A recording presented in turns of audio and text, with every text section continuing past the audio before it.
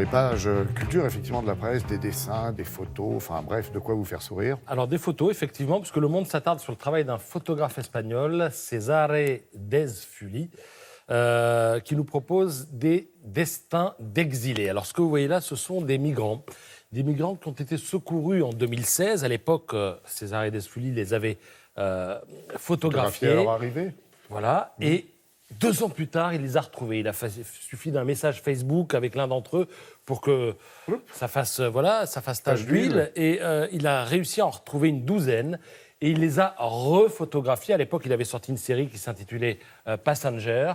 Et ce qui est étonnant, c'est quand on les revoit 2 ans après, c'est que beaucoup ont vieilli. Certains sont même difficilement reconnaissables. Ils ont entre 15 et 24 ans. Et les destins sont variés. C'est-à-dire que certains galèrent toujours, et puis d'autres...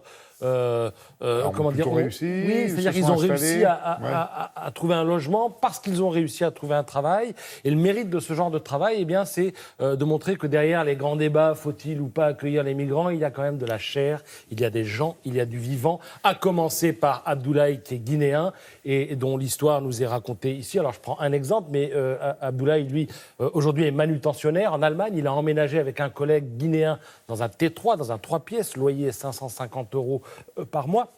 Les 2 hommes auraient voulu se rapprocher de leur lieu de travail, mais l'administration allemande leur interdit de résider en dehors de la ville de Herne, là où ils se trouvent. Donc, tous les matins, c'est 2 heures pour aller au boulot, et tous les soirs, c'est 2 heures pour revenir du boulot. 4 heures de transport par jour. La demande d'asile a été rejetée, mais ils continuent à travailler, à vivre là-bas. Ils disent, si on me dit de partir, eh bien, j'irai en Belgique ou en France et je ferai une nouvelle demande. Mais pour l'instant, il a un logement, il a un travail.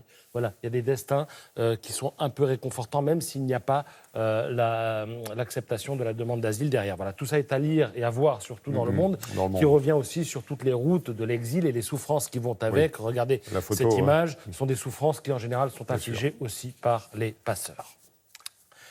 Découverte, patrimoine hors série. Qui voilà, Frédéric Gersal à la manœuvre. Voilà, c'est le magazine qu'il vous faudra emporter avec vous sur la plage.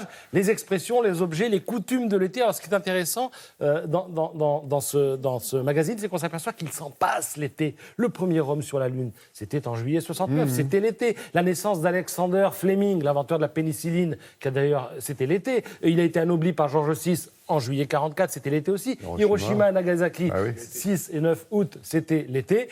Bref, voilà. Donc, on se cultive, on apprend des choses. Et alors... Est-ce qu'il y a des spécialistes de la géographie, là, française? Non, voilà. Les célèbres côtes. Alors, la côte d'Azur, tout le monde sait où c'est, n'est-ce pas, Laura? Bien. En revanche, la côte d'Albâtre, c'est où? Si, c'est au nord de la Bretagne. Voilà, ça va du Havre au Tréport, pas mal. Ouais. La côte d'Amour? C'est dans le sud. Voilà, c'est la presqu'île, c'est la façade de la presqu'île de Guérande. C'est près de la Baule. Exactement, juste au nord. La côte d'Émeraude? Facile, ça. Allez, vas-y. Du Mont-Saint-Michel au Cap-Fréhel, Dinan, Saint-Lunaire, etc., Saint-Briac. La côte de Nacre. Oui, mais on n'a plus le temps, mon ami. Bon, on n'a plus le temps. Eh bien, vous voulez tout savoir? Allez dans le magazine Patrimoine avec Fred. Oui, on n'a plus le temps parce qu'on voulait garder quelques secondes pour Laura, si vous voulez bien.